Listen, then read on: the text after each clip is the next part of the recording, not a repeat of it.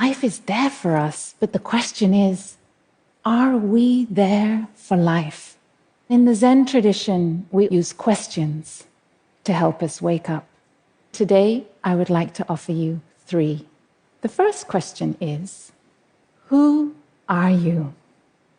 Say you're walking to do something, perhaps something very important, something that may be the right thing to do, but very hard. Ask yourself, who is walking to do this?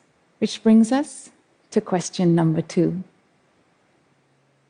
Where are you? Are you here and at ease? Or is there still some restlessness, perhaps a little agitation? We may feel distracted, preoccupied. Which brings us to question number 3.